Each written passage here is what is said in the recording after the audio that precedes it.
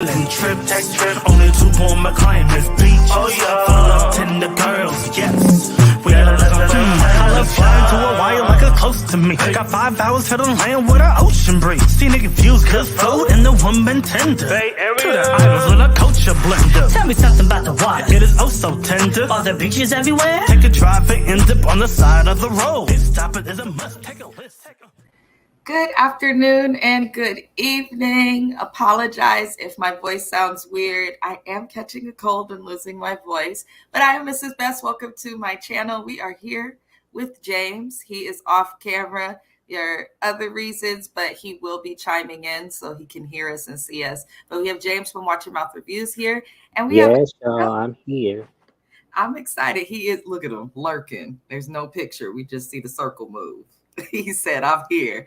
Anywho, we are here to discuss our newest show that we've both been really excited for, Real Housewives of Beverly Hills. And we are on season 13. This recap is going to be going over episodes 1 and 2. I was finishing college, so I had to move some lives, and James here accommodated me, and I appreciate it. So we're going to jump right into it. So it's been some time, and the first thing that they show are the rumors, which we knew that we were going to see because the legit Housewives fans know that they had wrapped filming for Beverly Hills, but then they went back and turned them cameras back on because of Kyle and Mauricio's split. And the reason I do that is because the goal of recapping this is to have fun, you know, discuss our favorite shows and things like that. But my personal opinion, not fact, my opinion. Now, you know, we can't play with these rich women. My opinion, alleged, what I think. I personally feel like the separation's bullshit. I'm not saying I don't think they have problems in their marriage, but I feel like they're doing more on camera and publicly. I agree. It's right up Kyle's alley, so why not believe that? I think they're doing a tremendous job of keeping us in the blogs when it comes to their marriage. So, Yeah, right. You can't put anything past them, especially Kyle. She's pretentious, so that's just really what it is. Kyle, for those who are unsure, she is a part of the Halloween franchise movie. She's been acting for many years. The same thing with her sister who used to be on the show. Kyle is our only OG left for those who may not have watched Beverly Hills since season 1, like myself and James. So we've seen this trend where housewives that have been on TV for a long time without taking breaks tend to suddenly have all these dramatic situations happening to them that just so happen to grab the attention of tabloids, social media, and everyone, which makes them relevant to stay on the show. And it looks like that's what Kyle's doing because she hasn't had a storyline. She's just been drunk and messy for like 9 seasons. Moving it along, we see PK and Dorit.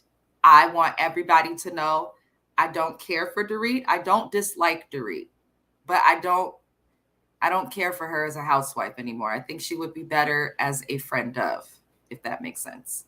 I second that. It's not that I dislike Dorit. I just think she's a waste of a cast member personally. I never believe her storylines, even the one she had last season. I don't really believe her. So that's just really what it is. So yeah, I share that with you. Yeah, so pretty much Dorit goes into why we both pretty much agree on why we don't like her. She has an eagle bearer come. Now, for those who know and watch my channel, I am a huge gamer, specifically Xbox. I play Assassin's Creed. So those who know Assassin's Creed Odyssey, you know that there is Cassandra, the eagle bearer.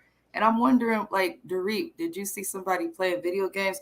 What is this eagle bearer? She says she wants to bring her to make peace. So I'm like, oh, are they going to give Dorit the role this season of being the middle party?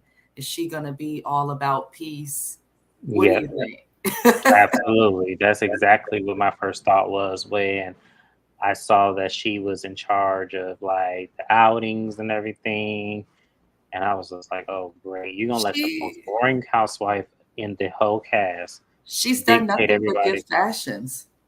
So and And last season, that was lackluster for me. So She's been lackluster because, listen, since we talk about rumors, they want to show just Kyle and Mauricio. Please show and keep the energy for everybody on the cast, because this, with the exception of Garcelle and Sutton, everybody's got some type of shit behind their name. And I say that because PK and Dorit have alleged to have financial issues. I saw some stuff multiple places about taxes, unpaid this, not paying a nurse. That is going around right now. Shout out to Bravo's Snark side.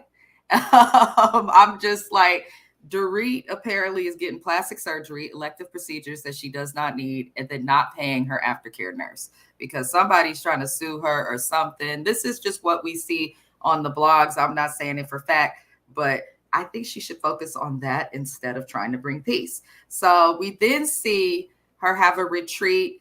The retreat she has to bring the women together with the Eagle Bearer happens in Malibu, which Malibu is beautiful. That's the one place in California I think I have not been, is to Malibu and Yosemite. I don't know why. Random. Anyhow, it looked beautiful. Sutton and Garcelle were cracking up. I mean, straight cackling at this Eagle, at the Eagle woman, which I thought was cute. I love Garcelle and Sutton together just in general. When there's like a genuine friendship, I'm here for it. absolutely, because if you think about it, they were the underdogs their first season together. So Sutton was a friend of the show, which she snatched. Everyone says this was Denise's peach, but no, she snatched Teddy's peach. Yeah, they had no replacement for Teddy. Yeah, they had no replacement for Teddy. So she definitely snatched Teddy's peach from her, which was well worth it. And I forgot I was supposed to read Teddy. Or her diamond. Her diamond. I think the peaches are Atlanta. Well, the diamond. The diamond. I was supposed to read Teddy on this live. You know what, Teddy? We will get to Teddy because she's going to come up as we go over. Oh, good. Okay. Yeah. So, yeah. Okay, I'm going over episode 1 first, and then I'll do episode 2 so no one gets confused. But Teddy's going to come up because those who know that Teddy. I hate that I have to say her name because she's really not relevant. But me too. I know, right? Yeah. So why do we have to talk about her? Anywho, but we do. So at this little Eagle Bear meeting, Sutton, Garcelle, they're having a fun time. Everyone's just kind of like, what the hell, filling it out.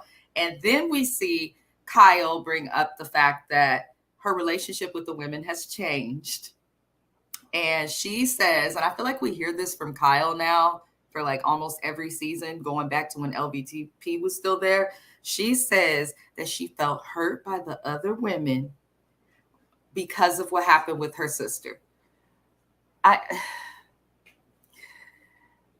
So I'm trying to find like a polite way to say this because I don't want to scare new viewers, but like Kyle, last season, for those who don't know, Kyle's sister, Kathy Hilton, came onto the show. Kathy got along with everybody, but Lisa Rinna, who is not on the show anymore, started all this mess, basically came for Kathy and literally got in the middle of family issues. Kyle did not side with her family in any way. She believed other people and chose not to handle it the way you would have handled it with family, in my opinion. So Kyle and Kathy are not close anymore. Kyle did face some heat from the fans as well because we're like, that's your blood. Like, I don't care how many issues I have with my little sister, and she knows this. She knows this. We've had issues in the past before, but if she needs me, I'm there. Like, I'm going to protect her from the world. Kyle Richards does not understand that. So she sided with other people, and then some of the ladies held her accountable, like you should have sided with your sister. And now Kyle claims to be hurt from this. I'm going to say this. It's on you, Kyle. It's your own doing. Be mad at yourself. Nobody owes you anything. If anything, you owe your sisters an apology at this point. I was just about to say that. I'm like, Kyle, see, this is the problem with her. She's spoiled. Yep. And I get that her being the youngest child, she's had 2 older sisters that spoiled her. And in the moment that she, saw some fame, because to me, this stems back from when Paris did The Simple Life. I saw her on that show as well, trying to be on TV then. But I feel like with Kyle, she is trying to redeem herself from that first season still. I think she still catches flack for how she did Kim in the back of that limo, and I will never forget that scene for as long as I live. I remember I wanted to hug Kim. Because the thing Like, is that people have to understand why James feels he wanted to hug Kim. If you know that someone in your life, for those who have unfortunately had to deal with people with substance abuse issues or addiction, if you know that this person struggles with that, why are you going to engage?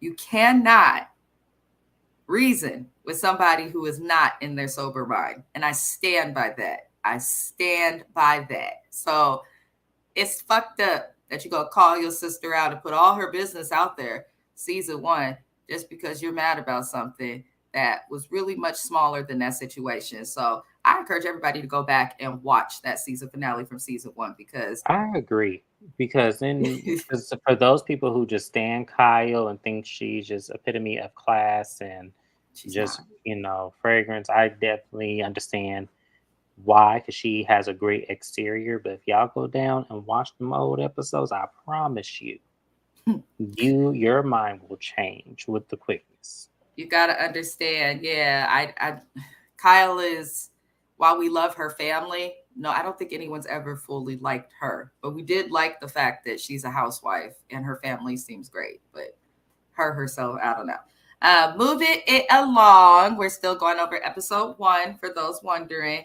We then see Erica, Miss I'm Too Close to Fraud Girardi, and she comes onto our screens thinner than the nail that is my pinky nail.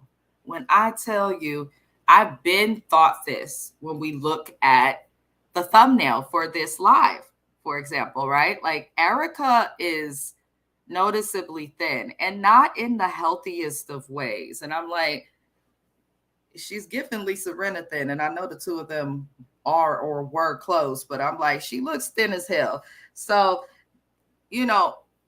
I find it interesting that I'm just going to bring this up because, Kempire says it. Shout out to the Kempire. But Erica Girardi is, in my opinion, it looks like she filed for divorce from her husband right before all of these lawsuits and stuff hit her.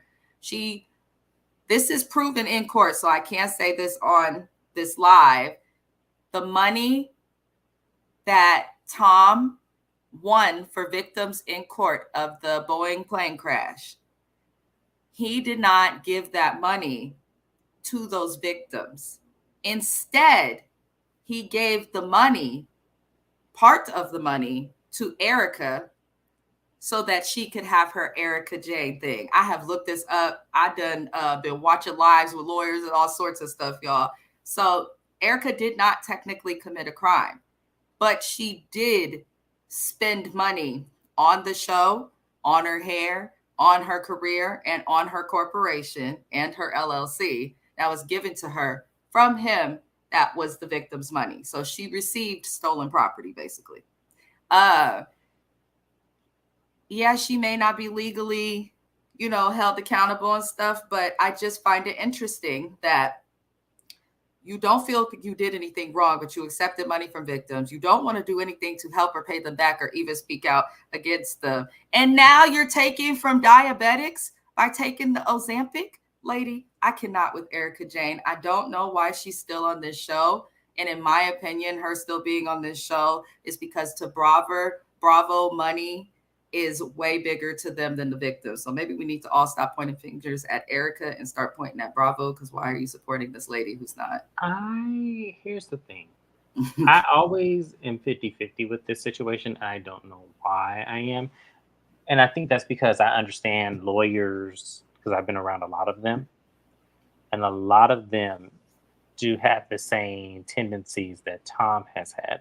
I've known a lawyer to not give the settlement money directly to the victim, where the victim actually had to sue him for that money. And again, retain another lawyer just to sue him for the money that they get. It's not fair fetch. So when I see Erica say, I have no idea, I do believe that to some extent. Because I have seen it personally myself. Where I point the finger at Erica is that her remorse for this situation and the victims is what I have an issue with, and that will always be my issue with her because you can be empathetic. You can say, "Dang, you know what? I'm sorry." But the problem with Erica is that she has been in this law service mindset for so long that beating the case means more to her than the actual empathy of people and what they're struggling and going through in this whole situation. That's my issue with her. I think that's a good way to word it. Now, whether she knew she was receiving stolen property or not, to me is irrelevant. The way I think of it is, well, you've been to court. You found out before us, the world, the tabloids did, that you used money that belonged to someone else to attain things. So I think it's just about how, not just empathy, her morals, her beliefs, all of that. I'm the type of person where I'm like, I don't want to end up in hell, so I'm gonna get the money back. But we brought that up because I found that interesting, that she's obviously, these celebrities are on some type of medication that's helping them to get thin, because this show was just on TV less than a year ago. They film, ahead of time, yes, but this lady is skinny. Like, and it doesn't really look the healthiest, but whatever helps Erica sleep. I just wish she wouldn't lie and say that it's hormones that are helping her to become skinny, because usually hormones as women help us gain weight. So, anywho, the next thing we see is a lady that gets to singing. And I'm just looking at these events like Beverly Hills. That's kind of what makes it comical. Like, I'm going to just say it. These women just be like, the people they hire to sing, there's like lack of soul. It's just like some folklore, corny shit that you would see. Anywho, we basically see Sutton, and Sutton, we learn a lot about Sutton through this episode, which I found to be interesting. And I know James is going to be very excited to discuss this, but we basically see the ladies talking, and then Dorit says that she feels hurt by Erica because she felt Erica made a comment at BravoCon where, when they asked who she thinks is the most likely to break up, she said that she thinks Dorit and PK are. And Erica, I'm just kind of looking at her like, if you said that, her apology, Erica does apologize to Dorit, but it does seem disingenuous to me. And I don't know if you felt the same way, James, but I felt like it was extremely disingenuous. It's almost like, It absolutely was disingenuous because here's the thing, even though I agree with Erica on PK and Dorit's marriage, I still feel like if that's your friend, no matter how much that situation is about to hit the fence, you try to give it some protection and just go forward with it. And you should have stuck to your gun saying, no comment. I want all marriages to be successful, or don't give an answer at all. No answer is still an answer. So I just feel like, and the thing about it is she tried to justify it by saying it was an explanation versus an excuse. And I was like, that's the same difference. Because you're still trying to excuse the fact that you said what you said and tried to put salt on or sugar on it by saying, oh, it was just an explanation. It didn't matter. You shouldn't have said it. So that's how I feel. Listen, so I pretty much agree with everything that you are saying. I'm sorry, I'm looking down at my notes. I'm also sleepy, so give me strength. Kyle was smiling. This is something I peeped. I put it in my notes. I don't know if it's a big deal, but I feel like Kyle gets happy when the heat is off of her or on other people. And I'm like, why are you smiling at these two's exchange and interaction about her husband? I'm looking at Kyle like, this is why nobody believes that your separation is real, because why does that make you happy? Why are you smirking? Why are you smiling? So I thought that was strange. We then see that there are more things asked of Erica, and she doesn't fully want to answer the questions that are being asked of her, which I'm not going to go over the specifics of it because I feel like this has become a thing with Erica. She doesn't want to answer questions that are asked of her ever. Garcelle makes a good comment, and says, Erica, you do get what you give. And all we can do is hope that Erica's going to listen. But as we see later on in this episode, this lady has to meet with someone just to understand how to get empathy. So I don't think that Erica's going to I don't think she's going to change. I think she's going to stick to this asshole her because it makes people mad. And the madder people get, the more followers she gets, the more she's talked about. So I feel like she's figured that out and is going to keep going with that. So we then hear the next people to share is Kyle. She says that she feels like she is upset with Sutton. She expected more from Sutton. And she starts bringing up the fact that Sutton likes parties that have to do with Kathy. Because Sutton became friends with Kathy Hilton because that's Kyle's sister, and Sutton and Kyle were close. It is natural that your friends could become cool with, your family or who's close to you. So now that Kyle is not cool with Kathy at the time, she feels like Sutton is not there for her or supporting her as much as she used to. She feels like it's because of the divide between the two of them. And Garcelle tries to explain to Kyle, like, you should have defended your sister.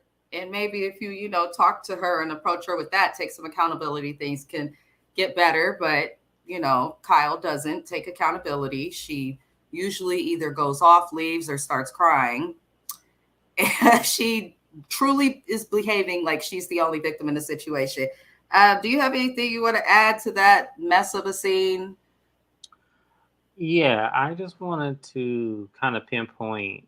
So you're mad at Sutton, but you're not mad at Lisa Rinna. Boom. Boom. I just want to make sure because, to my knowledge, what the hell does Sutton hanging out with Kathy and her going to her dinner parties and all this have to do with loyalty to you? When that's your fucking sister at the end of the day. Listen, I am confused. Like Kyle is slow. It's not that she's slow. No, she want everybody to kiss all up in her ass. And it's like, ain't nobody finna do that, ma'am. No one's going to do that. Like, wake up. Like, Kyle, I'm telling you, Kyle infuriates me because I feel like she does this shit on purpose for attention. Like, she is so pretentious. It is so disgusting watching her. Like, it really is. Well, I pretty much agree with that. Kyle needs to be mad at Lisa Rinna. She needs to be mad at Erika Jayne in some ways.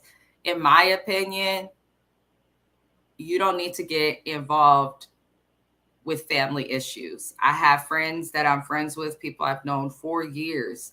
Who I'm cool with their family members that I've developed my own friendships with them. When they have little things with their family, and it does happen because they are family, I never say anything to either of them about it. It's not my business. You know what I mean? So I feel like if you are friends with somebody, for the Lisa Rinnas and Erika Jaynes in the world, if you are friends with somebody and friends with their family, it sometimes is up to you because they're family. They're in their feelings and stuff. They're not, going to think rationally, but you're not a part of the family. So stay out of it. Just avoid it. Because then look what happened with Kyle and Kathy. Now people are going to forever blame Lisa Rinna for this current rift. So after the retreat, that retreat was a mess, by the way. There was bad singing, an eagle bearer, people just kind of cried, and they don't really ever solve anything. But we see Sutton, who is my favorite housewife to exist, and on the top of James's list as well. We get to go to Sutton's house. Number one, baby, Sutton. I love Sutton. I really do enjoy Sutton so much. So not her house, I apologize. We go to Sutton's shop and we meet her friend, Jennifer Tilly, who she's known for many, many years. She says that they've been best friends for over 10 years. So shout out to the long-lasting besties. Shout out to Jennifer Tilly, one of my very first crushes in my life. What? Shout out really? to Yeah, so Jennifer Tilly, for those who do not know, was in The Bride of Chucky. She played Tiffany. And when I tell you, being 12 years old, watching that movie, her voice, her laugh, and her ambiance was just so amazing to me at that point. I can remember thinking, oh my gosh, she was one of my very first crushes. And it's so weird seeing her now because of what I become. And then, she's older, obviously. But yeah, Jennifer, and mind you, she was probably 40 in that role and looking damn good. So y'all watch Bride of Chucky. Okay. We see you, Jennifer Tilly. Well, good for her. She has been Sutton's friend for 10 years. And I liked her energy. She seems super down to earth. I like people who have money but don't have sticks up their butt. Do you know what I mean? Like they're rich, but they still have Which the is why I ability to love laugh. Sutton. Yeah. Well, we'll get there eventually. She made me mad at episode 2. But we'll get there eventually. So Sutton tells us this goofy story of putting caramels in her ears, which I thought normally I don't comment on things like that on a live, but I was just like, I could see that happening. I could totally see that happening. And I can appreciate that she's so authentic with Yes, that she was honest about that because I think I could actually see that too. So, yeah. Listen, earplugs on the play. We need to start having, I know people gonna hate me for saying this, but I need child-free flights. I really do. Like there needs to be some where it's that way because when you stuck on a 7-hour flight and it's not even the kids, it'd be the parents. There's a child just running back and forth like they're in their living room. It's like, why is it this way? That always happens to me. So, anyhow, we did find out some interesting information. So, Sutton is getting paid. Sutton is getting paid in alimony, spousal support. This lady is getting a minimum of $300,000 a month. I was like, wait a minute. Did I look at that incorrectly? Because if you make that much in a year, you're on track to be a millionaire. But I'm like, she's getting this monthly. This lady is so rich. I don't even think she understands that she's rich. That's all I'm going to say there. That is an incredible divorce settlement. And it makes you wonder if them two who were together for all those years can divorce so fast and have this settlement and all these things. I'm looking at Kenya Moore and Mark Daly, who are on the Housewives of Atlanta, like, what the hell is going on? Hello. Because they've been Hello. divorcing for like over 5 years now, it feels like. I could be To wrong, but me, because they're both doing the same thing to each other. They're trying to hurt each other like the best way they can.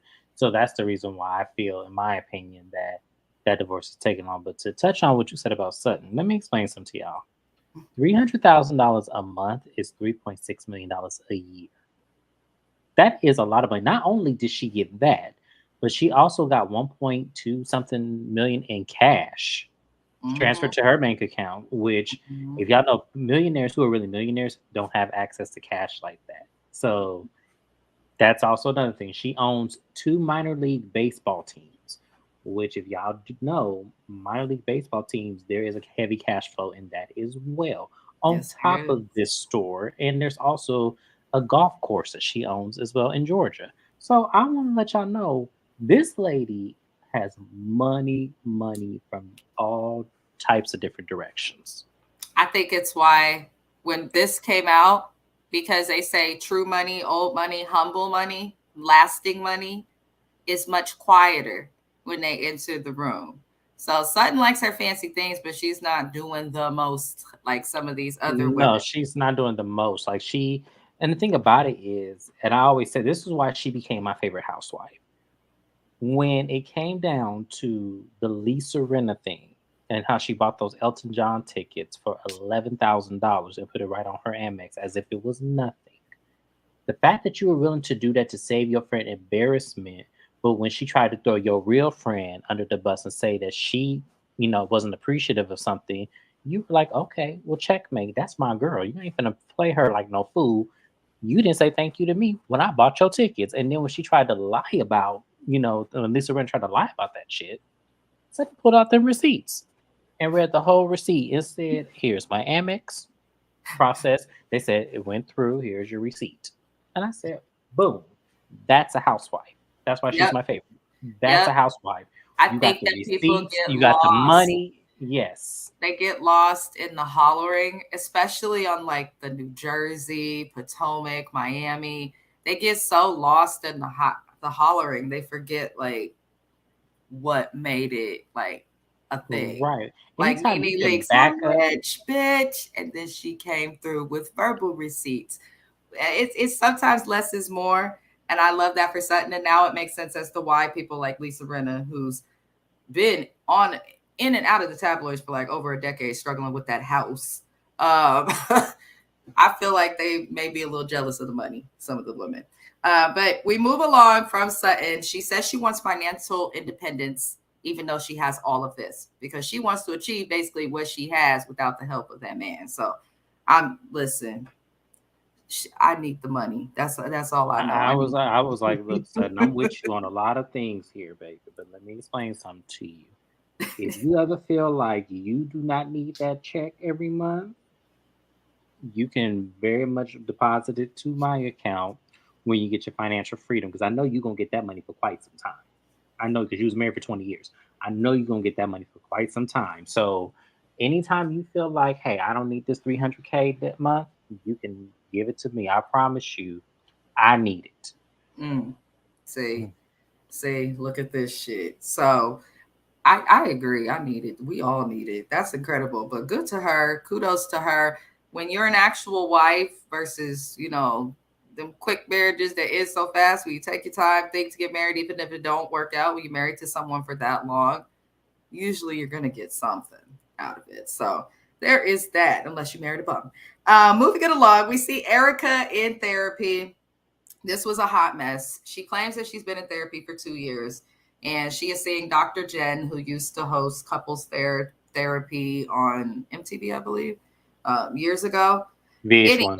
VH1, one of the two. I remember Dr. Jen. She had them twins. She always talked about being a mom to twins.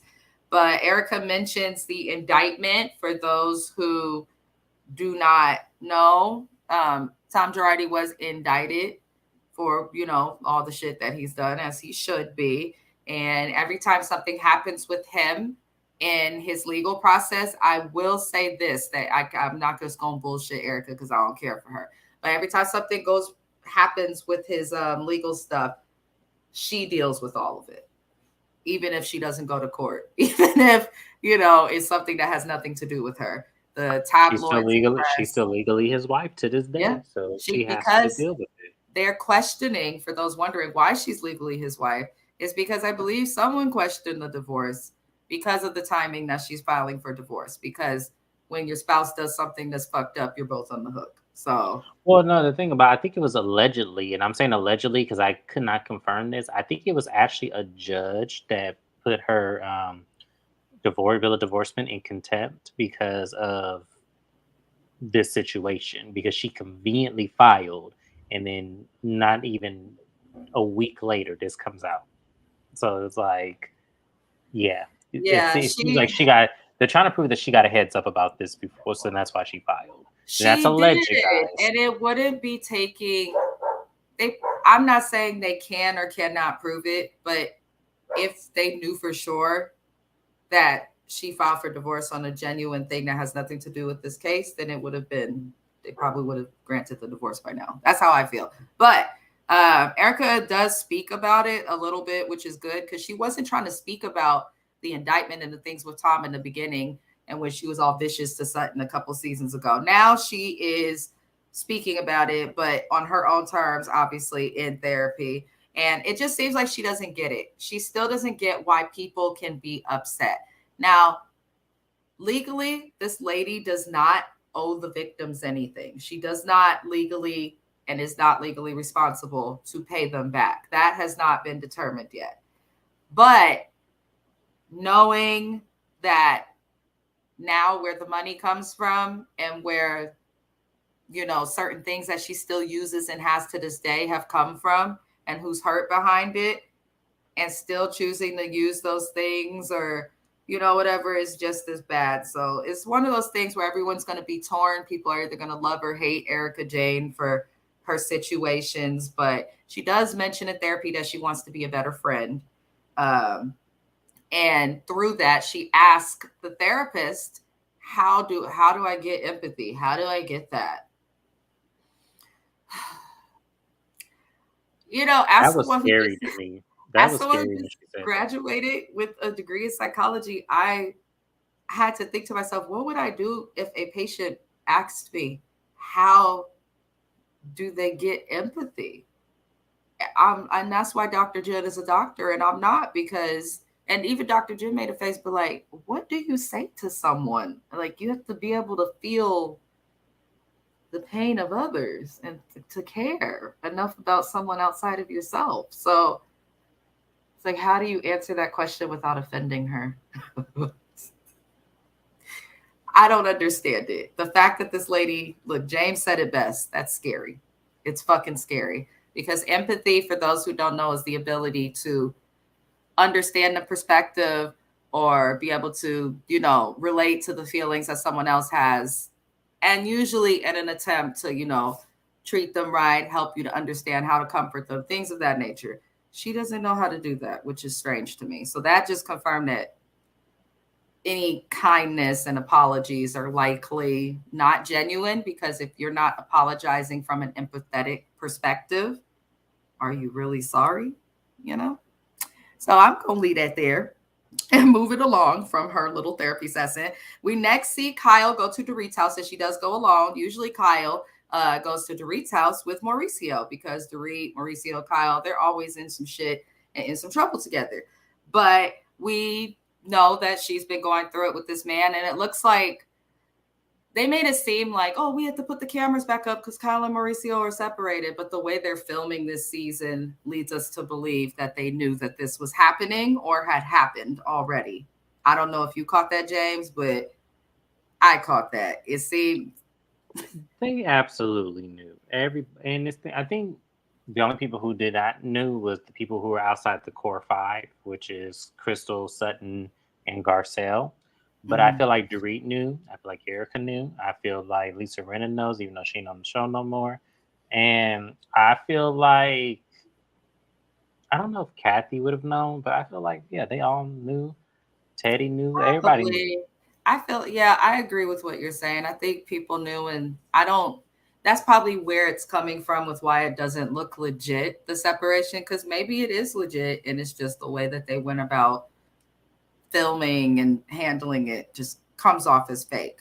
But when Kyle goes to Dorit's house, she does express that she's not drinking. And for those who know, we don't see Kyle on this we just said Kyle drunk and dropping into a split almost every season. I think every single season of RHOBH, we have seen this lady get drunk. So it's interesting to see that she's not drinking, and, she claims to be working out, things of that nature. So, Kyle and Dorit, they talk to each other, and to me, it just seemed like a pity dinner. Like they both wanted to feel sorry for themselves.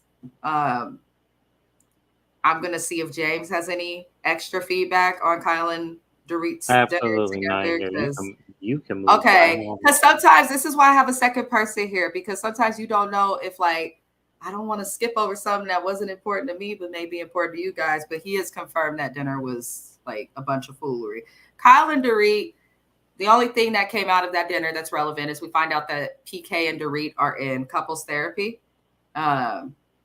I am not surprised. They both seem difficult, like as people, like separate from relationships. Yeah, I was about to say the same thing. They both seem like their needs are completely opposite from each other, but neither one of them wants to fulfill the needs of the other person. Yeah. So it's like, well, which one of y'all had the money first?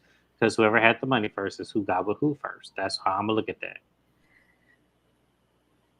Well, Dorit was a fashion designer. She says that she was known in doing it, but PK was an international businessman. So I believe they both came into a relationship stable. She was financially stable. She was successful, but in the way I'm sorry. I looked at older pictures of him, and I don't believe one bit that she was attracted to the aesthetic. I think she was attracted to the life. I'm sorry. I saw older pictures of him. No, absolutely not. It's hard for most European men. I'm not attracted to them at all. So it's like, yeah, that was pretty scary. Sorry. Tell the truth to shame the devil, because I agree. I was laughing, but I fucking agree. Dorit has been on this show focused with labels. She was introduced to us as the wife of LVP's friend. She gives me, especially with how focused she is on labels, even through them being broke, which we will talk about later in the second episode, which we are almost to. I agree with what James is trying to say. Dorit seemed like she wouldn't have married BK if he was making less than 100K a year. Moving it along, we see Garcelle go to the beach with her kids, her sons, and I'm happy to see that they are willing to come back on camera, considering the disaster and racist bitch that we called Diana Jenkins. Last season, it was found that she paid for bots to make racial comments towards Garcelle's son. And I thought that was when Beverly Hills definitely needed to address what they were doing with the cast and the dynamic. Because when issues of race are a thing, when you brought people like Garcelle on the show because the show doesn't have enough color, it's a big deal. And then you're fucking with kids. Anybody under 21, for as old as these women are, they should not be arguing with or, talking about or involving in anything. So it's nice to see her kids back on camera and it not be negative. But they do reveal to Garcelle that they wish she was around more.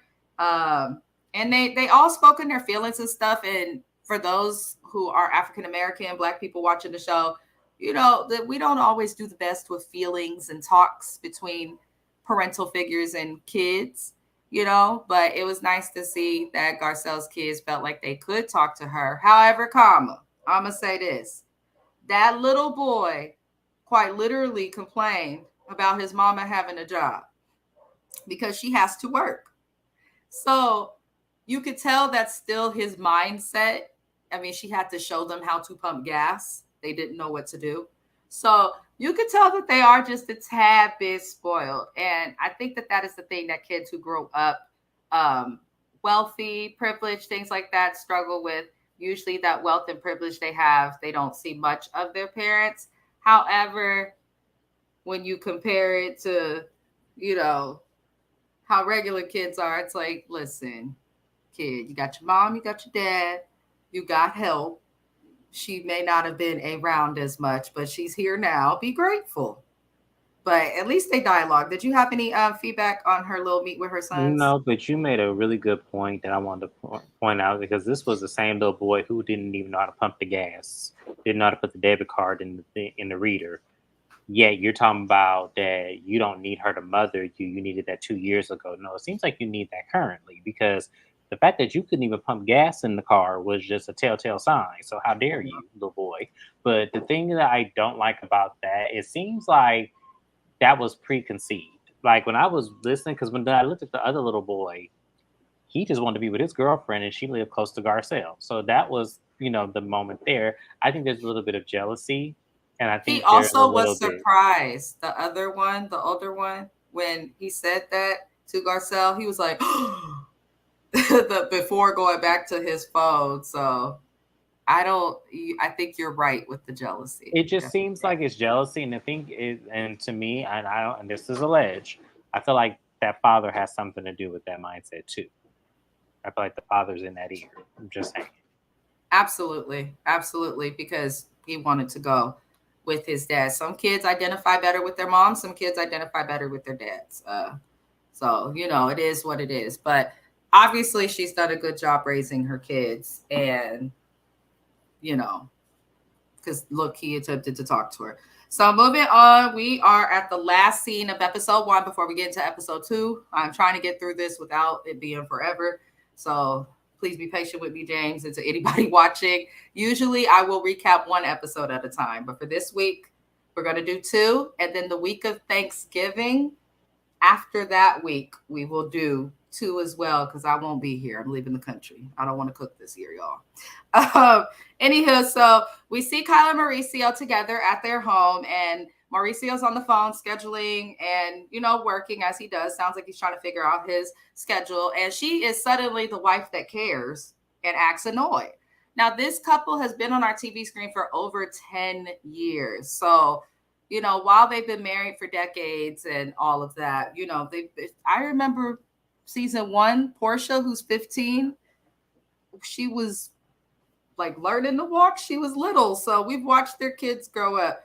It's very interesting that this man has been building his business and extremely busy the whole time. And now she's suddenly annoyed with that. So either what you showed us in the past wasn't genuine, and this has always bothered you, or some other mystery? So No, I feel like this was the truth right here. This little scene.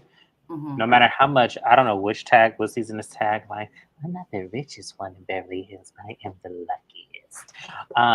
When it was the scene where when he dipped her, I said, I feel like that's a rare occasion. I think this is the real them.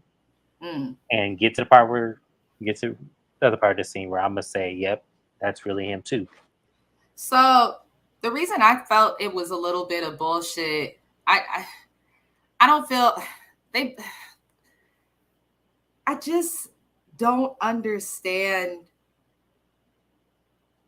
They're both as she's just as busy as him. So it's very strange to complain about his busyness when she is just as busy. That's the part that makes it a little weird. But every couple is their way. So we keep going into the scene, and then he notices that she has a new tattoo. Her tattoos have been all in the tabloids, all on social media, because she's alleged to have a tattoo of that country singer she's supposedly dating or whatever. So Mauricio doesn't seem the happiest that she has all these tattoos and stuff. And, he makes a point. It's like, you're complaining about time, Kyle, right? You want more time with him. But I'm someone who has multiple freaking tattoos, multiple tattoos everywhere. I've got over 10. So I know that it takes some time even to get a little small tattoo, like a little small letter could take 30 minutes. So I'm like, why don't you spend time with him when you're getting these tattoos? Like, there are things that you could Because do. he doesn't like the tattoos. I think that's easier said than done.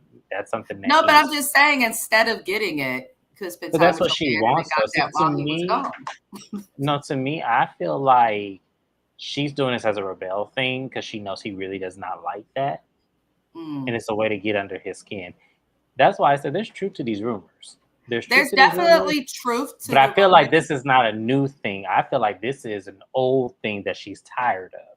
That's the thing. Kyle has to understand, you've been fake on our screens for fucking over a decade, bro. So you can't suddenly expect everyone to trust you or want you to stay on the show because you're separating from this man who is also conveniently on Dancing with the Stars right now, which you have to plan for. So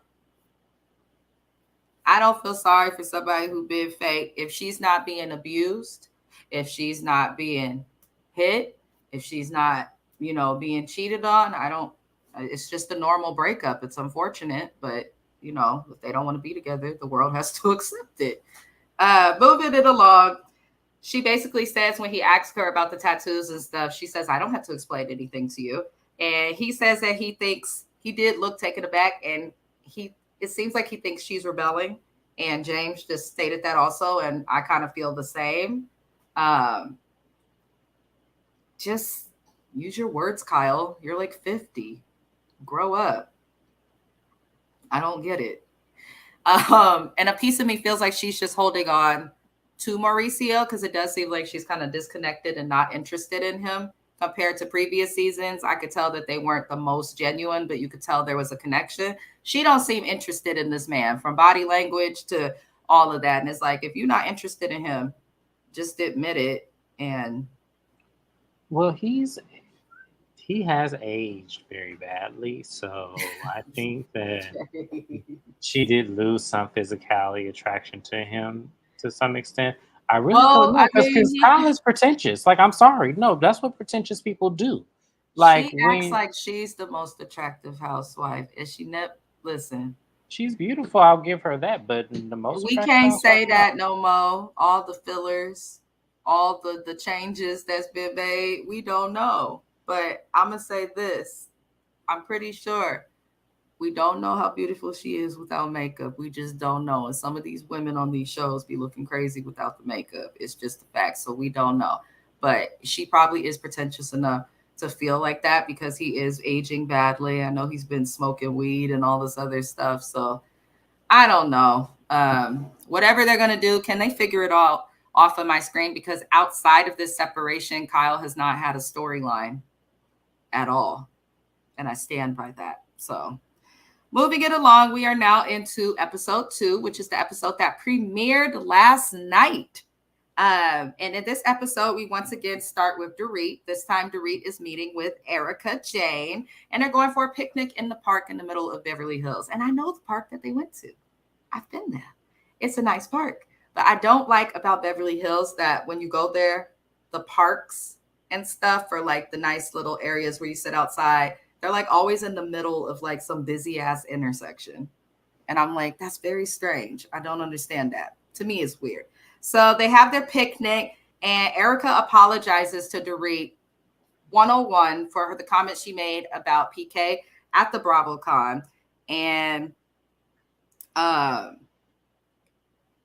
thought that was good of Erica to do. But then in the confessional and while talking to Erica, Dorit, Dorit is long-winded, as we've known. So Dorit cannot just accept an apology. She has to then accept it and say, the reason that I needed this is because of, and then she goes into her body paragraphs, if y'all get my gist. So that is what she does. She starts explaining how she went and she took $10,000 out of the bank and she put it in her bag.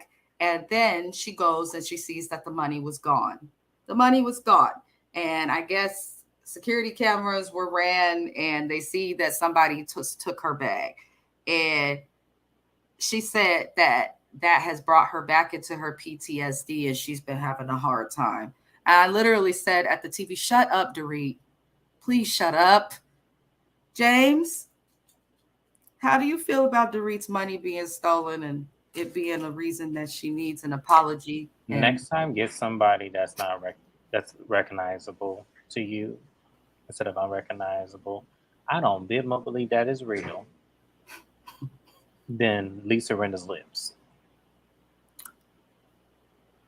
Okay, this looks staged, and I don't believe her. I'm sorry, I don't believe Dorit. Now I know that's not far-fetched for California, but you conveniently went and withdraw $10,000, put it in your bag, and now the bag is missing. Like, and I didn't understand what cameras got ran for you to see the bag. Exactly. So like, how is that strategically happening around you? And how does that relate to Erica owing you an apology? Right. Dorit always wants to, what did they call it? What is that, a martyr? Something like that. She always wants martyr syndrome, but everybody to feel sorry. You said what? I'm sorry. She gives narcissists as well. Oh, yeah. Because if she's not being talked about, she freaks out. She freaks out. So, yeah, Dorit, I'm sick of it. Stop using a very real disease. Post-traumatic stress disorder is something that impacts almost all people because it is based on trauma, and trauma can come from anywhere. But there are people who are struggling with PTSD to where it debilitates their life. It impacts their ability to do things. So when you have some rich bitch like Dorit, who was too cheap to buy a better home security system, complaining about robberies and all this stuff, I'm sick of her. She's still very blessed, and I'd love to see her acknowledge that. So moving it along, because I'm not going to get too much into that apology because it irritated me. We see Sutton with a matchmaker. I love to talk about Sutton. Y'all see the smile come back. And I was cracking up because we have seen Sutton try to date, and the guys don't disappear, but they end up becoming like her best friends. Like, she becomes genuine friends with her. That's how genuine this lady is. She goes on a date and comes out of it with a lifelong friend. She goes on a show and meets this lady Garcelle and is so close to her. Like, Sutton, that says a lot about people. I feel that way about you, James Jackson. Just so you know, wherever James goes, moves, he's able to make a friend. People want him around. That says a lot about someone's character. You ain't got to be rich. You ain't got to be perfect, but you're obviously good enough. It's true. I always look at that with things. Everyone you've known has been there for years, almost decades. So that means you're tolerable. Like, my friendships have been decade-long friendships. So that means he's very tolerable. Hit him up, but not too much. Okay. The ones of us who are here, we're a little possessive, but we'll share. Moving it along. So she says to the matchmaker, she's like, I'm not getting back. They're not coming back for a second date. And, I'm not sure why. And they're showing her little dates. And I'm looking and I'm like, oh, Sutton. She says, I don't dress sexy. I'm not showing all of those things. I come and I'm just like, I love her. I hope she finds love. I really I do do. too. I really want her to have a nice second chance, but then you have to realize in some spousal support clause, if you remarry again, you Your lose check your stops. checks. Yes. So I kind of want her to find love, but just don't get married sudden. Just, live in sin. It's okay. You're at the Oprah, age where it don't listen. even matter. Yeah. You're at the age where it don't even matter at this point. You ain't got to get married. You don't have to pull a Camille Grammer, even though she was smart and got her shit up front. Shout out Listen. to Camille Grammer, y'all. She was smart. She waited She some was smart years as and when I tell you Camille Grammer was so smart. Anybody who walk away from a marriage and get $50 million up front in cash, uh, yeah. listen. I feel like she's someone. I know a lot of people are against her coming back on the show, but I would be okay with Camille coming back as just like a I'd friend of. rather see Camille than Teddy. So yeah, absolutely. Camille Yeah. can definitely. You know what? I didn't like Camille at first. It's when she left Kelsey that's when I liked her. I hated her season 1, but after the divorce, I think a lot of people felt the same. And I know that people were angry when she did come back. And this was with her wedding. And then that fire happened. California, we get wildfires every year. It's smoky outside right now. Um, and people felt away and like she wasn't thinking of other people. But I'm going to say this. When the wildfires happen in California, y'all got to understand most of the sense of community, like true sense of community, is coming from Northern California, where I am, like the Bay, Sonoma County, all of that is smaller up there, more so small towns, things like that. When they happen in LA, there's so many agencies and places to go and things like that. So there's a slightly less sense of community. And a lot of the homes burned in Southern California were the rich because they all live in those hills, versus up north out here, when it burns, it's just regular people's houses in these hills and stuff. So I know people were mad at Camille for that, but it's like, it's been years. Get over it. She's rich. So whether you have insurance or not, I'm pretty sure you would be pissed off if your house is burned down. I don't understand why people were bothered by that. Anywho, the next thing we see is Crystal. I'm on the fence, y'all, about Crystal. It's the first time we, really see her heavily, and we see her with her brother Jeff, who is a singer. Is it China? I know it's in Asia, but I believe it's Yeah, China. he's I knew who he was before I knew who she was. Mainly because I thought he was part of the LGBT community, which is why I'm shocked that he was engaged to a woman.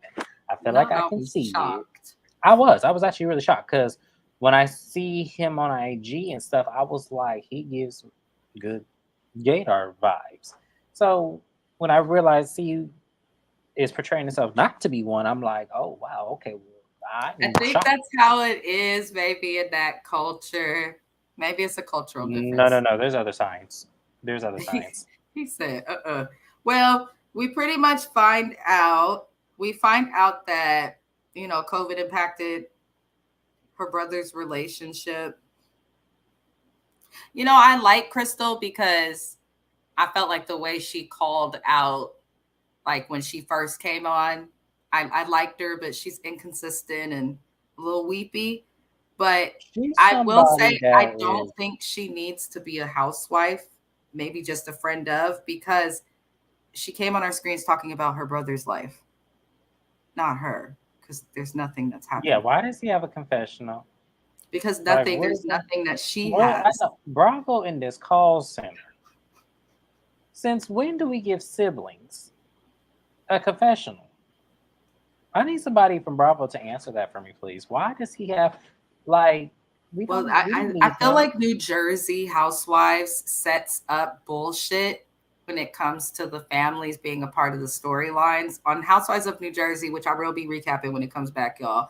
But Housewives of New Jersey, is like families. Everybody on that show has known each other since the 90s or is related in some way. And I don't think that that is useful on these shows. It can cause a problem, or and in this case with Crystal, a boring problem. I don't care. I don't care. Go ahead, James. I heard you were saying something. I was saying I was on mute the whole time. Oh, It was Lord. we don't need I said I addressed the Bravo call center on your channel because I needed to make sure that they were aware that we do not need this. We do not need her brother. We did not need that. Even though I'm still side eyeing him, but I still feel like you gonna play in our face. And I get it because that culture is one of the more homophobic cultures. I get it.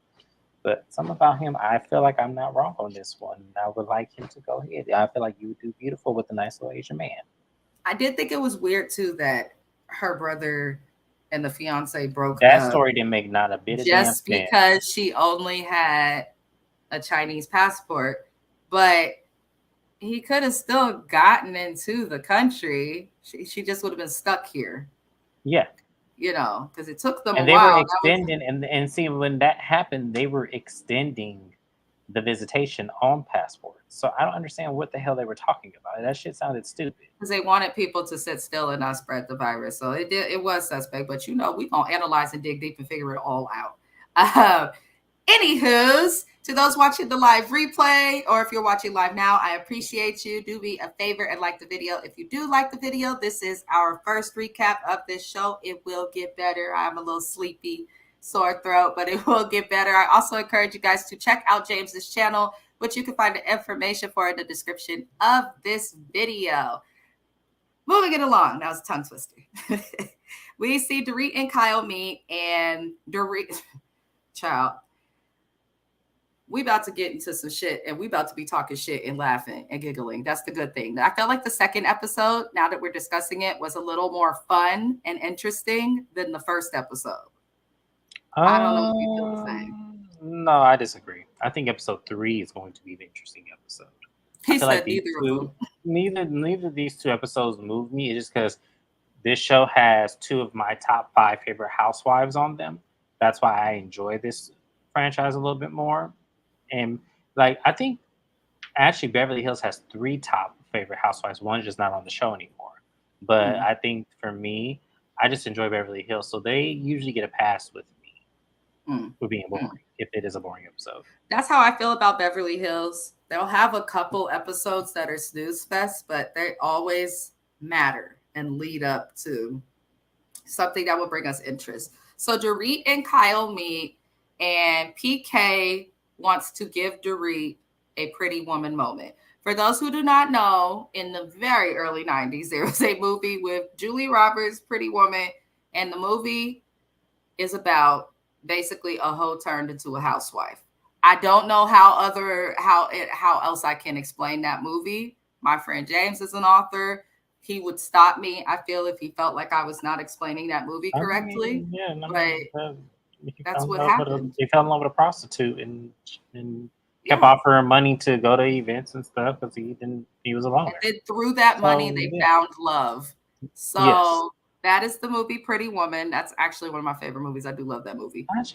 I'm actually more particular to Runaway Bride with them too, more so than I am Pretty Woman. What I will say, now, PK, I know, honey, that you had this idea to like wine and dine your woman, but right now it's looking like you understand that your wife got with you because of your assets, and you want to remind her of how y'all fell in love or something. Because I'm like, you do realize you just called your wife a hoe, and now she's on the Housewives. I'm wondering if he realizes No, he didn't realize that because that kind of shit goes over white people's head. They don't really understand how the two would correlate. But I had that exact same thought. I was cracking up. And I'm going to say this. I do think that every Black person or person of color was looking at that like, no, he did. Because I would have felt shaded right away. As soon as I saw the hotel room, I would have felt shaded. First of all, why is Kyle bringing me to this hotel and why aren't you here? I didn't understand. I didn't understand. I don't understand why Kyle had to bring her. Why Kyle was helping him set this up. You mean to tell me you need another woman, one of my good friends, to help you set up something for our anniversary? You ain't It got the just didn't. creativity yourself? They're too Yeah, old for no. that. I don't really want my friends involved in my anniversary because I don't want y'all there. I can't do Unless it's a it. surprise party where we're I having a don't like party with all surprise of our parties. friends. We could That's have what a I'm saying. But party. that's what I'm saying. The only way, like, if I really had no involvement and, you ask my aunties to make up some lasagnas and you asking somebody else to make the green salad and then we have a tent in the back and you just invited all my friends to help celebrate this thing, yeah, that's fine. But a hotel room A for a pretty woman, hotel yeah, room. Yeah, that is too much. that was weird. And it's been rumored in the blogs that Dorit and PK have been having financial issues and struggling, which nothing is wrong with. We are not judging them for that at all. But I'm thinking that that could potentially be why she was in the words of Jennifer Williams, that deluxe room. Because Well, I think here's my thing. Everybody in California is struggling, no matter how rich you are. this is You true. know, It's awful. Don't come unless on. you got Hilton's money, even millionaires are struggling. And they're not struggling financially, they're struggling to keep their millions Mhm. because the things that you write off in California, you can't write them off like you used to. It's like they are coming down on Californians in some of the worst ways possible.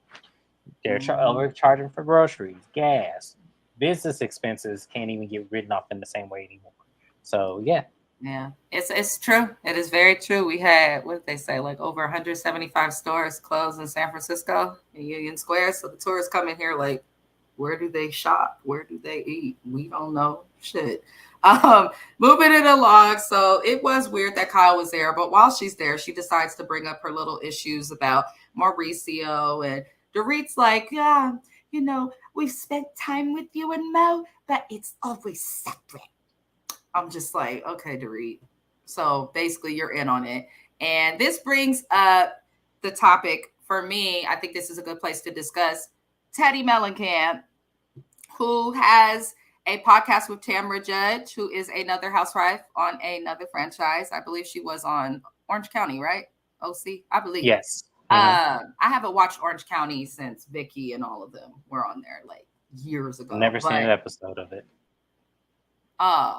they're one of the originals of all the housewives. God bless them all. Never seen an episode of it. I liked Orange County, but as time went on, I feel like the newer housewives they brought on were a little more shallow, and that's where Taylor is. She's on that show. Who used Oh, to from be? Beverly Hills? Yeah, she is on Orange County. Oh, She's been a I didn't housewife. mind her too much. I might actually check it out now that I know that she's on there. I didn't mind her actually on this series. I haven't watched since she's on there, but I do know that she's on there because I was rooting for her. She went through some shit, but She did. Like she was the one I probably felt sorry for a lot because yeah. anybody to go through that and still can walk on this earth Listen. and with their head held high, and y'all was coming for her. Oh, I remember that too. Yeah, I'm gonna watch it for Taylor. I am. Shout out to you, Taylor, because I do love you. Yes. I like Taylor Armstrong. I do enjoy her. I've always liked her. But basically, when Kyle's opening up to Dorit about Mauricio, it just doesn't seem. It seems like it was planned, especially the fact that Dorit's like, "Oh yeah, we haven't spent time with you, so you spend time with each other all the time. Your dudes are just great friends, and you know nothing about it. Stop playing in our face like we stupid. Stop it." So Teddy has gone on her podcast with Tamra, 2 T's in a pod, corniest name ever, but it is clever. I give them that. And Teddy is speaking on basically Kyle's separation, and I'm gonna let James go over it fully because I just watched bits and pieces of it, but I feel like Teddy Mellencamp should not be commenting on this at all. I don't know if I'm the person for the job because I am going to go into a rabbit hole when it comes to Teddy Mellencamp. Because I'm gonna keep it real with y'all. I don't like Teddy. I've never liked her. From the moment she was on our screen up until the moment she left and became a friend of the show. First off, yeah, I don't think I can do it because I'm going to read her for the Mary We Cosby. gonna leave it here. We both don't Yeah, like Teddy, and I think that the majority of Housewives of Beverly Hills fans can agree that they don't like Teddy either. No one really cares for Teddy. She came on the show. She gave nothing. She cried. She started shit. And it resulted in one of my favorite housewives leaving the show forever. So I don't really fuck with Teddy. But she shouldn't be commenting on the situation, and the way she commented on it just made it seem like Kyle trained her, rehearsed her, coached her on what to say. And that's why I'm not saying anything, because that's exactly how I feel. Because Teddy is a follower. She's a follower. Very much so. And I can't believe I'm giving her all this energy, but I would love if you came on the show, Teddy, and Sutton reads you like she did when she was a friend of the show, snatched your diamond from you. Because Sutton read the fuck out of Teddy. If y'all go back to, what was that, season 10, season 11? When did Sutton come on the show? And she was a friend of, I think it was season 10. I think it was 10 or 11. It's one of the two. Whatever Sutton was a friend of the show, Sutton read that girl for filth and made her cry. So I was here for it, because I said it's about. She did. And that was basically the last we really saw. Here's the thing. Teddy likes to be in the business of everything and follow what her friends are doing. But when it comes time, like, to defend herself, she can't. If me and James go around a bunch of people, act in a certain way, and then he decides to go on vacation, if they question me on the shit, I'm going to say, I really don't give a fuck. I'm going to stand on how I feel and what I said.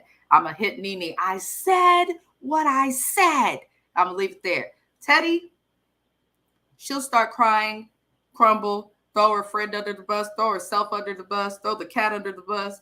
I mean, she was the most useless housewife, I think, of all of the housewives I've seen, and I've watched them all, even DC. I think Teddy was one of the most useless housewives we've ever had. Someone needs to make a video like that. One of the Bravo creators, or maybe me and James would do it. We need to like make like a list video, like our picks for like housewives rated per franchise. Maybe I'll start a series on my channel doing that, because I've been looking for more content. That could be fun. We're not going to discuss the shows. We'll just rate housewives.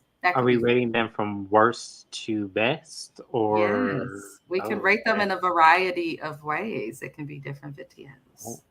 However you want. Yeah, I think we should do worst to best. And can we include like has been housewives, or just current? Previous, yes, has been. Like, it could do the has been for all of them. Then we could do for the current franchise who we think is best or worst. But we should look into that. So we gonna try and figure it out, y'all. But give us a couple months, because I'm not the best at editing. So I'm like, hey babe, to Mr. Best, can you edit this? And then he does it. Anywho, back into the show. Basically, it seems like Dorit is along for the bullshit of going along with, oh, we don't know their marriage is ending. But it's obvious that Kyle and Mauricio just have not been so cool. So Dorit chooses to respect boundaries when Kyle says that she doesn't really want to talk about or get into the marriage any further and deeper after their conversation. I thought that was weird, because when other people have wanted their boundaries respected, Kyle has pushed and Dorit has pushed and pushed. So y'all just respect each other and nobody else. That's what that showed me. Them two are a hot mess. So we then see Garcelle go to see Sutton. So we know that we will be entertained, because those two are legit. And Sutton has all the food set up. She's got her property manager. That's how you know she's rich. She's got a property manager, and she don't have to pay him rent. And she literally says to Garcelle, she's like, there's cornbread over there if you want some. I'm like, yes, Sutton, you are a true Southern girl, because that chicken looks good. She said there's cornbread. She said cornbread. She did. I said, Sutton, we love you. I said, yeah. We love you. We love you. She said, I'm not too rich to eat fried chicken, because I know y'all heifers ain't just out here enjoying caviar like that. Like, stop. Basically, Sutton ends up speaking more about her marriage and things of that nature. And when she asks Garcelle how Garcelle is doing, Garcelle starts to cry, because what her son expressed to her about feeling like she wasn't there really impacted her. And in my opinion, I'm going to say it again, your sons are spoiled. Mama need to work, and that's just what it is. And they will understand it when they're 30. That's some kids, they just have to learn. They're not going to know. That's right. You better speak the word, because that's exactly how it is. Yeah. I was apologizing to both my parents when I turned 30. I said, okay, I see exactly what y'all were talking about. I didn't have perfect parents, but I was like, shit, I understood them no's all the times. Like, why can't we get Burger King? Mom ain't got $5 as an adult. I'm like, shit. Sorry, man. Sorry, Mom. I didn't know. Shit. It's expensive to be an adult. It doesn't matter. It's expensive. So basically, it is what it is. And Sutton said pretty much what I just said. And I think what most people were thinking, teenagers are assholes. I was like, yes, Sutton, you tell Garcelle. Especially this up and coming generation, absolutely. They're this new generation too. They're a little more entitled, I think, and it's they don't understand, but they will once they're adults. So we did see Kyle and Dorit again at this room at the Beverly Wilshire Hotel. And Dorit begins complaining, as Dorit does. She's not happy with the room. She doesn't know what's going on with her kids. And she, I'm like, okay, Dorit, you're acting so upset and worried about your kids, but you know damn well your kids are with their dad and probably a nanny and probably a chef and probably somebody else. So I'm like, are you really complaining about being brought to a hotel where your man is trying to do something nice for you? And her kids are not infants, y'all. Now, I know you're always going to have extreme concern for your kids, but they were with their dad at home. You wouldn't have left to be with Kyle if you didn't arrange for your kids to be with someone, Dorit. So why are you bullshitting us with all this extra worry? So I was just annoyed with Dorit. And PK comes in, and then he starts throwing shade at Kyle and Mauricio's relationship, talking about, oh, Mauricio doesn't do things like this. He wouldn't do anything like this. And I'm like, PK, why? Why are you throwing shade? Isn't Mauricio your friend? I told you, British people ain't got no loyalty to nobody. They don't. That's just what it is. Because why are you in steady competition with this man? Like, why are you in steady competition with this man? That's what it's coming across. It's either you in competition or you fucking them. One of the two. One of the two, because I'm like, it's one of the two. Because the fact that you brought him up like that, he doesn't do this for Kyle. How the fuck would you know? How would you know? And he has done a lot of nice for her. Yes, that house, them companies. What you thought? So I don't know. PK always making some out of pocket ass comment that nobody wants. But that is PK. He reminds me of Michael Darby. Because I remember when that's not Michael Darby, Real Housewives of Potomac will be on my channel next week, y'all. But I remember when Michael Darby, when Juan proposed to Robin, he's like, Juan ain't finna marry her. And I was like, how he would was you bad know? as hell. He was. Michael Darby is funny. That is not a compliment. For those who do not watch Potomac, if anyone compares your spouse to Michael Darby, punch them in the throat. Moving it along, Glam comes to get Dorit dressed up, and she gets a little bit happier. And I didn't realize till after. I was like, when I looked at Dorit in that dress, I was like, oh, this is not a good look. It's not the best. And Dorit's a pretty woman, but it was just not a good look. And then it wasn't a good look. The dress was pretty, but it could have been better. Her hair was a mess. I didn't like her makeup. Well, we figure out they did her hair and makeup to look like Julia Roberts in Pretty Women. Why didn't they? First of all, she doesn't have that kind of hair texture. So if y'all were going to do that, why not just get her a wig and do the wig and then just have her put it on her Why head? not just put her in a red dress and call it good enough? Because at the end of the day, the movie is about a hoe. So, well, a specific one, but yeah. To have your wife like identical to that is a little weird. He was trying to be sweet though, and men are not always the brightest when it comes to romance. But to dress her up, I thought that was weird. But they do, as she gets ready to go to the dinner, because he situated a whole separate room where he's got this beautiful, it's a beautiful setup he had set up for her for dinner. And she is complaining. Like, she is just complaining. She is definitely ungrateful and extremely privileged. And I'm noticing that she's blaming everything from complaints to issues to needing more help at home with the kids on her PTSD from her house being broken into. When Kyle's house got broken into, they stole things that her mother had left her, her passed on mother had left her. She never got them back. They stole family heirlooms and things that are priceless. And this woman did not complain. And Kyle is very fucking dramatic, but she did not complain half as much as Dorit did and does. And I think it's because when you're truly impacted by the stuff that's taken, you know, sometimes talking about having PTSD can bring on symptoms of PTSD. I feel like Dorit is taking this disease that people suffer from and using it to gain empathy. I'm not saying that she doesn't have PTSD. I'm not saying that she wasn't robbed. I know some people were like, we think she set up the robbery. I don't think she set up the home invasion. I can't see nobody like her doing that. But I do think that she is less impacted than she behaves. And it's getting old, her blaming every fucking thing on this robbery. Do you have any feedback about the dinner? No. He said no. Move it on along, because I mean, yeah, I can't stand this couple. So yeah. He said I can't stand them.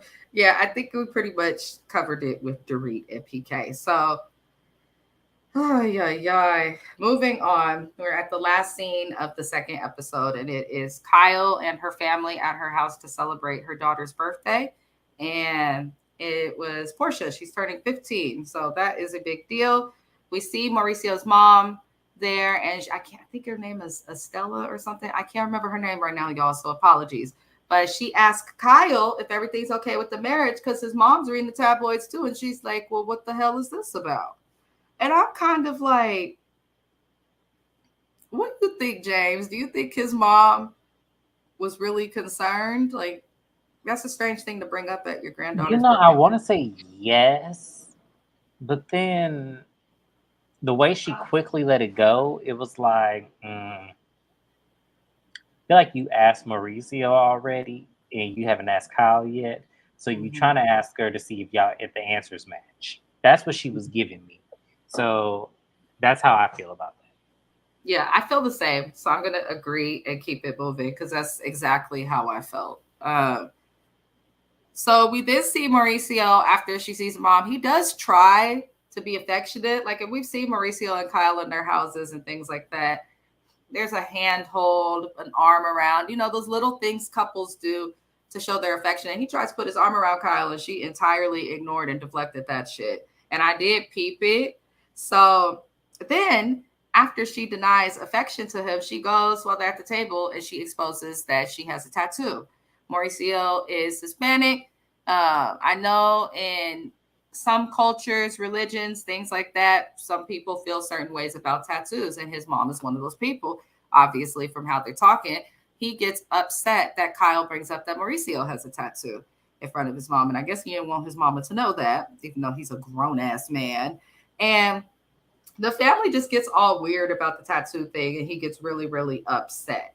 So for what I get from that is she is stepping on the boundary. I did kind of understand where Mauricio was coming from because it's his body. It's his choice to tell anyone that he has a tattoo. And I know for people like me and maybe people watching this recap, just regular people, we're like, well, what's the big damn deal? It's just a tattoo. But there are people who feel like they're not the good thing, whether it's for religious reasons, personal reasons. And then there's people in business who will cover them up. I've had jobs where I've had to put foundation over my tattoos because they feel like they want you to be wholly professional and have nothing that distracts, a customer away from what you're trying to present to them. So I don't know. James, how you felt about that whole dinner? Because not much happened. They just freaked out and showed dysfunction. Yeah, I was gonna say the same thing. Not much happened. It was very blah, like Kyle and Mauricio usually are. I did realize I looked at his daddy. They look exactly alike.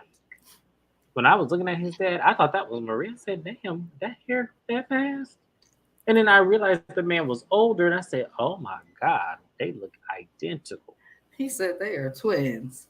Look, that was nice to see his family. It's a little sad though, because if this couple is separating for reasons outside of like cheating, where it's just, oh, we've grown apart, or little shit, what they call it, irreconcilable differences, is sad because they have a big family and a Yeah. lot of support. So Well, people have to understand people do grow apart. So, I mean, that's mhm. kind of a normal thing, especially being in the spotlight. I'm surprised they kept it together as long as they did. And I Yeah, still hope they still keep it together. I don't wish anything bad on them. But I do have a question for Mauricio because this was something that was bothering me because this is the first time I've ever seen his parents, particularly his mom. Mauricio, why does your mother have less of an accent than you do? Are we gonna just ignore that? it could be. It could be that he travels. I know he's opening agencies in a lot of Spanish speaking countries, so maybe That's that's what new. it That's is. not no. That's new. That has not been since the last decade. So we Listen, I have that no clue. that I'm like, but I was listening because I was expecting his mama not to speak English at all. Oh no, she speaks English. She's been on the show before. I haven't. That's why I said this was my first time seeing her.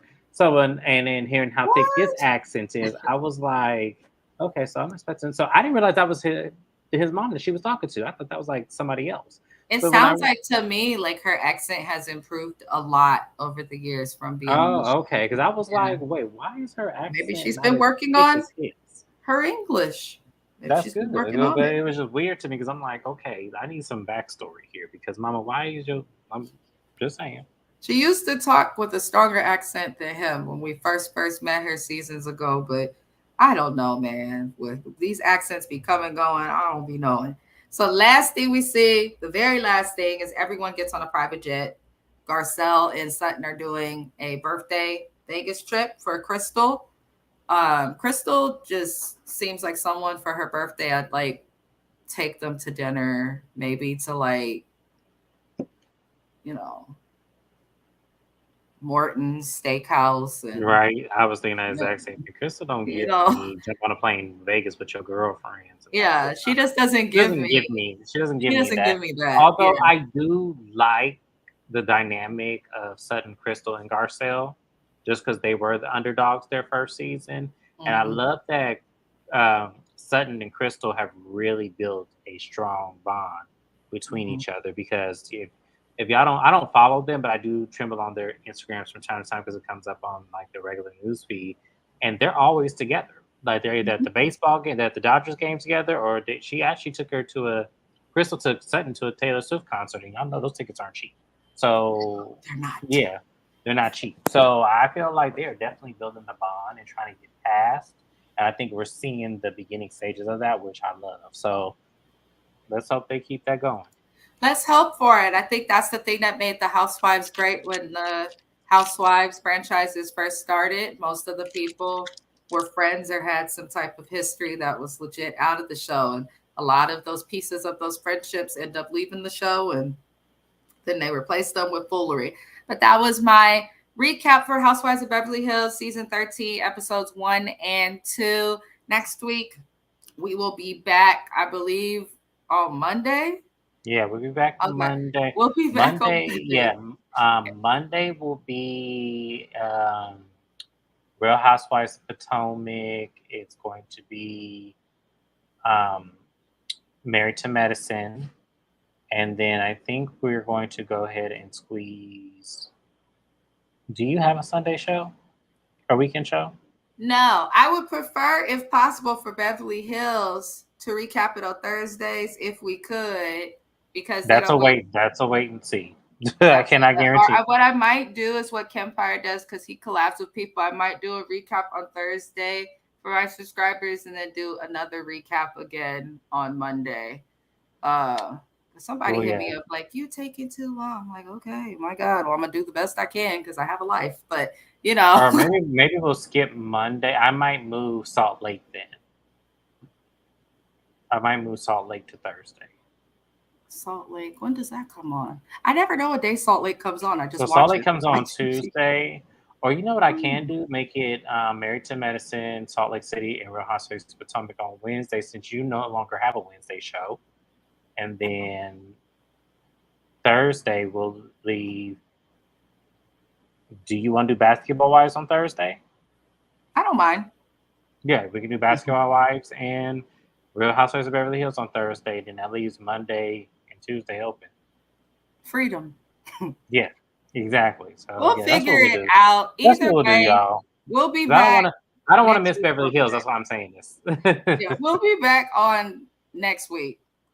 sometime uh Sometime next week, sometime maybe after next week. I Thanksgiving. But always yeah, post flyers, and you guys know that you can go to my TikTok, my Facebook, as well as my Instagram. There are flyers posted there for all of the upcoming lives per week.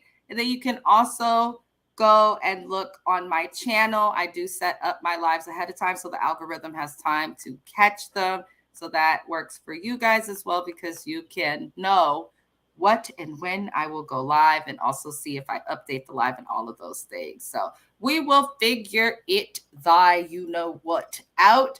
But we are going to thank James for being here and helping us yeah. recap Beverly Hills. This is one of those shows where we're going to have slow episodes, and there's some that are super interesting. So bear with us. But I appreciate everybody for being here. We will be live tomorrow, not tonight, for the music video song review. And on Saturday, in addition to Love After Lockup, because a lot of my Love After Lockup people, I guess, watch my other recaps. So thank you guys. We will be adding TLC's 90 Day Fiance couple, Chantel and Pedro, their show, The Family Chantel. We will be recapping their divorce. Lord. So hot mess. Anywho, thank you to all for watching. James, you are loved, fabulous, Black, and you matter. And I hope everyone enjoys their evenings and or afternoon. Bye-bye. Thank you. You too. Bye bye.